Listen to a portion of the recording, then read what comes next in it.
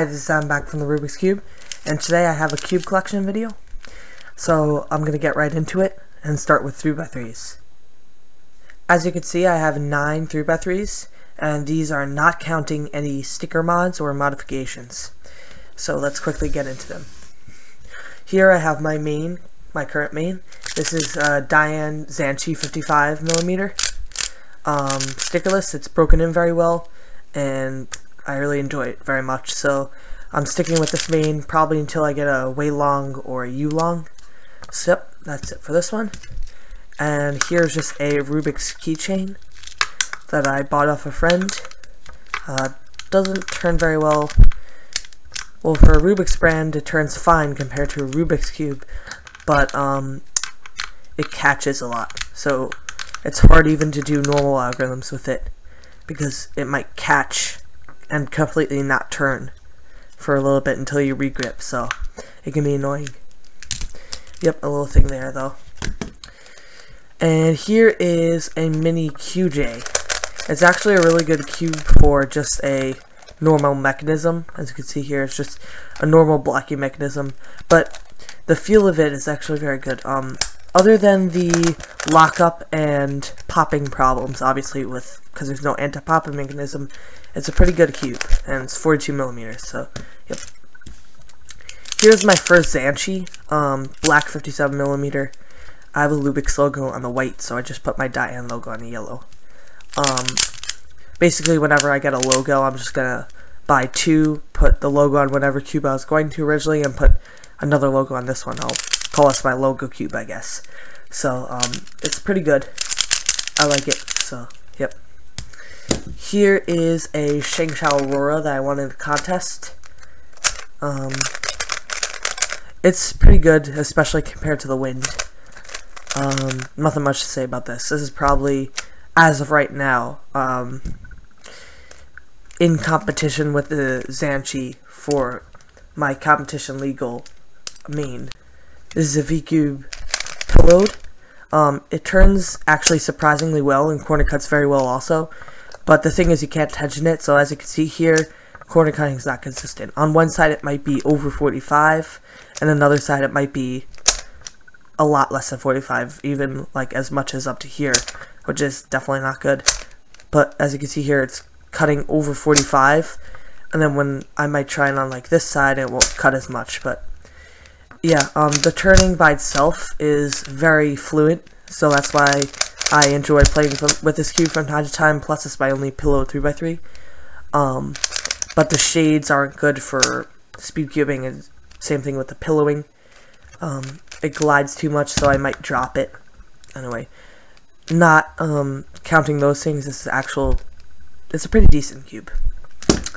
And here's my wind. It's probably my worst cube. I don't know what it is. People give better reviews than I have with this cube probably because I put WD-40 in this thing, and that's fine for a Rubik's 3x3, but it completely ruined this one. So yeah, this one's basically garbage now. Pops like crazy. I tried to loosen it, but it's still extremely stiff. You can't really do algorithms on it that well. It catches. It's really bad. This is my first 3x3. I don't like to play with it that much because I want to preserve it as much as possible. But it's very good for Rubik's. So, yep. And finally, my Fengshi 54.6mm. Not much to say about this one either. It was very good. I was using it for a while until I realized that it's just way too fast for me. But one thing, when I was using it, it used to corner cut over 45 easily, and this thing never pops, like never. Even if I go like this and force as much as possible, it will not pop. So that's very good. Anyway, those are all my 9 3x3s. Of course, not counting the sticker modifications and the regular 3x3 modifications. So yeah, pretty good group with that. Okay, and now let's move into other n by n by n layered puzzles. Although I have plans to get, especially with 7x7 and 2x2 repeats, this is all I have for other N by N layer puzzles. So, yeah. Anyway, this is a WIT2 version 1, stickerless. Very, very good. Of course, not competition legal. I'm getting a Ling Po for that. The Sheesh Wing, I just, interested in it, but not enough to really buy it for the price it's at. So, that's the only detriment for that. I wish it was more like the Ling Po, $12 or something, not $15. It's just ridiculous for a 2x2, I think. So that's why I'm not gonna buy that. But I'm really interested in how the Ling Po performs compared to my WIT2, because I really love my WIT2. So, this is a Shingxiao version 4, unmodded. It pops internally a ton because I loosened it a lot. As you can see here, I just got a pop. But I don't solve 4x4. I don't speed solve 4x4. If I were to time myself, I get around 5 minutes. And for now, I don't really have any interest in no Weisu or Osu because, like I said, I don't speed solve. So, this is just fine for me for now, and especially with my color scheme. I use light colors, so this color scheme is on my my Zhanchi over here, and I really like it. I'm gonna try half brights, but I enjoy this. Just the only problem with it is, especially on my my Zhanchi over there, I had trouble with recognition, even though I really enjoy the colors. So I might have to switch to something else just because of that. But yeah, so it's just normal yellow, normal white, light red, I'm pretty sure it's light orange, sky blue, and light green. So it's mostly light colors. So yeah, I really enjoy it. 5x5, I literally did nothing to it except for spray some silicone in there. But I love the Shingxiao 5x5. It's super stable, and it's perfect for a cube that you don't have to speed solve on, that you just want to have around to solve from time to time. But 5x5 is the perfect cube for me because 7x7, it takes me a very long time. It takes me about an hour if I were to sit down and do it at once. And that's a little bit getting to the point of tediousness for me. I don't think I'll ever get really anything over 7x7 in the future, so maybe a 9x9, I don't know. But the 5x5 is a perfect odd layer puzzle for me with no parodies. It's very fun for me to solve. I just don't find myself solving it very often, so I don't speed solve it. And of course, VCube 7. This thing didn't turn very well until I sprayed some silicone in it, and it turns very well now. I started to re-sticker it, but the stickers that they give in the package, they actually don't work like they're supposed to. That sounds weird. Stickers don't work. It's actually the adhesive tape, the application tape, doesn't work the way it's supposed to. It's just with mine, I guess. I don't know, or maybe in general. But I already replaced these two colors, but I'm just not gonna bother. I'm just gonna buy a Shingxiao Linglong because my friend has a Shingxiao 7x7 and it turns very well. So I'm just interested in getting this, getting that one instead of trying to repair this one. So I just display it now, this way, because this way is, the least sticker rips in it. So, yeah. Anyway, I just don't play with this anymore. I'm just gonna get a different 7x7. So, yep, that's it for other, N by N layered puzzles. So, yeah, let's move on to the next category. Next category should be very quick. It's cuboids. I only have 4 of them, so let's get right into it. Nice and simple. I'm not really into cuboids yet. I'm interested in getting a 3x3x4 though, or 3x3x5, or a 7 or a 9, either one of those, so I might in the future.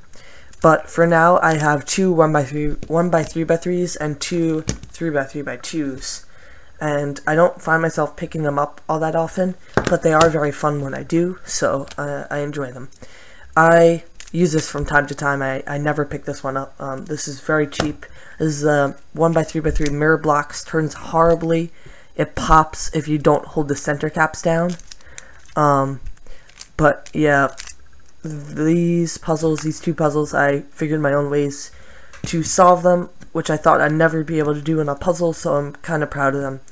So yeah, 1x3x3, 1x3x3, yeah, mirror blocks, I think. Yes, it's a confusing name. This is just a super floppy 1x3x3. So, very good movement. It's a QIYI.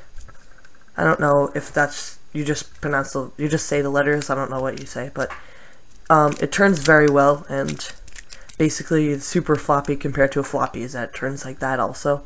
And it also turns like this, if you just have one piece. Yeah, so anyway, not much for the 1x3x3s. 3x3x2s, I have a pie and a normal. When I got these at the same time, I didn't really realize that they're both 3x3x2s and solved the same way. I still considered the pie a little bit more of a challenge because it's a little bit harder to see where the pieces are compared to a cubic version. But they're both pretty fun. They both turn very, very well, so I'm very happy with that. But yeah, cuboid basics, Lan 3x3x2, and Lan 3x3x2 pie. So that's it for my cuboids. Okay, next is 3x3 modifications, which include mass-produced modifications, the Fisher Cube, YJ Fisher Cube, Rubik's Void, Maru Octagonal Barrel, this is the QJ Master Morphinx, and it also includes homemade ones. This is my Octagonal Barrel from a Rubik's Cube work in progress. I'm in the process of capping it, so I'm very close to being finished. You'll see a video on that soon, maybe in a few weeks. And sticker mods, homemade and mass-produced. This is the second Rubik's Cube I got, and it actually turns very well after I lubricated it with Lubix, and I made a personal sticker mod, the Stripe Cube I call it, and this is just a cheap arcade cube that I never pick up. So let me just get this out of the way. I got it from Dave & Buster's. It's called an app cube. Never scrambled it, never really turned it more than twice. But I guess the stickers are cool. I think it's pretty funny that it chips. There's a chip here even though I never touch it, so anyway. This is, I'm really proud of this. This is my personal sticker mod for a 3x3. This is a Rubik's Cube. It turns very, very well, like I said. For Rubik's especially. But Cubesmith stickers, just cut them in half, made a stripe. Basically, if you look at it in the correct way, if I did a better job, you would see it on all sides. It wouldn't be so crooked on some sides, but it's like a triangle here, forms a triangle. So I guess that's kind of cool if you look at it in a certain way. But really, not much of a challenge compared to a normal 3x3. It basically is the same thing. Orientation matters, and there's more of the same stickers, so it's definitely fun. I really enjoy the puzzle. I'm proud of it. I learned how to solve it by myself. I made it by myself. This is really the first cube that I did that on, so yep. I apologize for the background noise. Some people are racing quads outside. I don't know why. Yeah. This is my octagonal barrel that I'm making. Not much to say here either. I just lubricated this also, so it turns pretty well, but I can't really tell without the other pieces in. Maru Octagonal Barrel, really rough turning, but the turning isn't that bad because it's fast. But the turning is extremely rough, especially on these sides, so I don't really like it that much.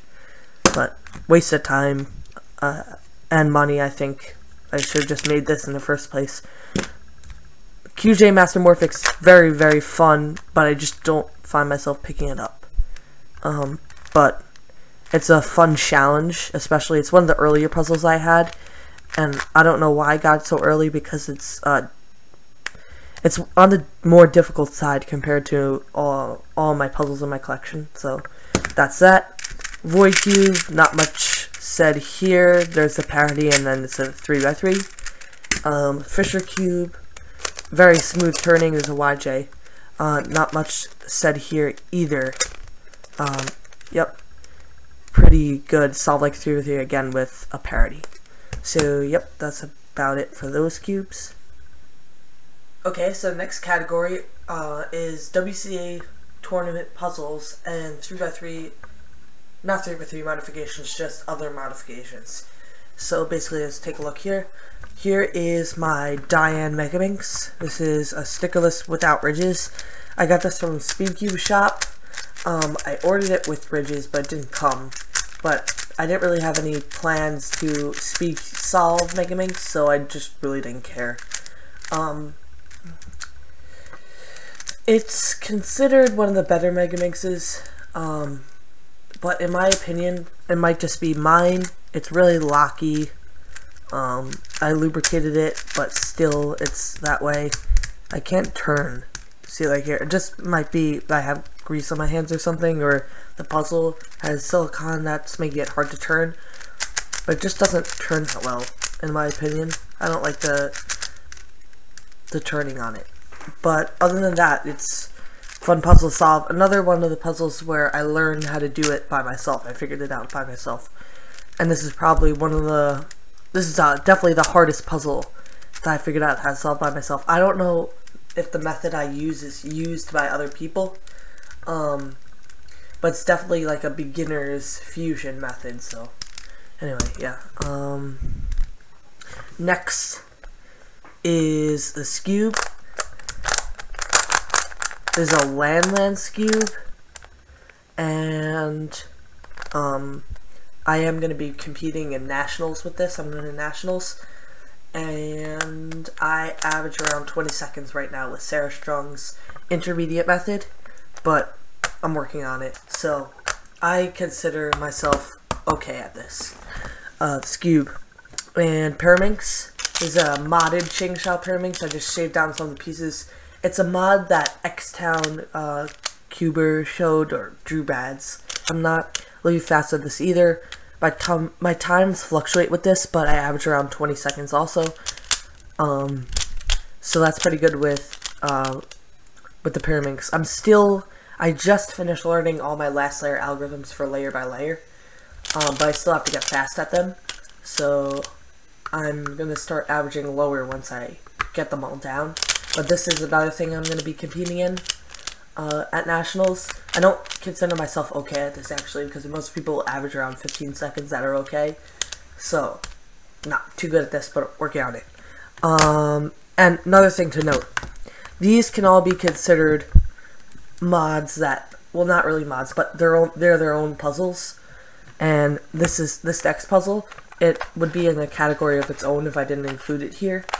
So it's kind of like these. It joins with this group in the sense that it's its own puzzle, because this is not from a 3x3, it's its own mechanism. By the way, it's a rainbow cube, but it's not with the rest of the puzzles, and I was going to leave it separately because it's not a WCA puzzle, obviously. It's way too easy for that, but I just ended up putting it here because it wouldn't make much sense to put it in its own category, because it does fit with these. Yeah. Oh, by the way, I'm not going to be competing in Megaminx. I'm not good at it. So, Rainbow Cube is very easy. I figured out how to solve it by myself. It's just so easy. So there's not much to say on this cube. It's a edge turning cube. Not hard at all. Okay, last category for my puzzle collection are non-twisty puzzle cubes. Or not cubes, but puzzles. In the 3rd or 4th grade in the school stores, we would have these. And I found these in my closet one day. I have 2. So, there are actually 2 types. There's this hexagon type, and then there was a animal-shaped one. And basically, they're erasers that come apart. And the bad thing with making them erasers is that they wear down after you use them a lot. Like, insert them and take them out. They rub against each other and they wear down, so that it comes apart really easily. Like, you can see if I put this together. If I can get this together, and I just go like this, you can see that some of them will come off because they're all worn down. But anyway, we used to pride ourselves on knowing how to put these together, so I would know how to put together the animal one, and I got this one, and I just couldn't figure it out. I tried and tried, and I couldn't do it. So people would come up to me and ask me, like, how to put together the animal one, but if they came up and asked me about this one, I want to know how to put it together, so I bought a second one. And I did the first one by doing the second one. I never actually remembered or fully memorized the whole thing before the end of the school year, so I never got to show people how to do it. But I did end up with these two sitting around in my closet, so I found them one day, and they are puzzles. I never do take them apart because it's very difficult to put back together. Actually, it's quite a challenge, and I definitely can memorize it, but it's kind of like a one trick puzzle, kind of like these, because once you know how to do it, you just know how to do it. It's not a challenge. And that's probably the biggest misconception, one of the biggest misconceptions that people have about 3x3s. And they say, how do you find that fun if you keep doing the same thing over and over again? And so that basic idea is the same thing as this, except it's true. So I never find myself playing with these old puzzles that I used to have anymore, especially these new ones, these 5 nut and bolt puzzles, because once you know how to do them, they're not challenged. I consider these a whole different category. I consider these challenges, not puzzles. So I don't really play around with any of these in this non-twisty puzzle category.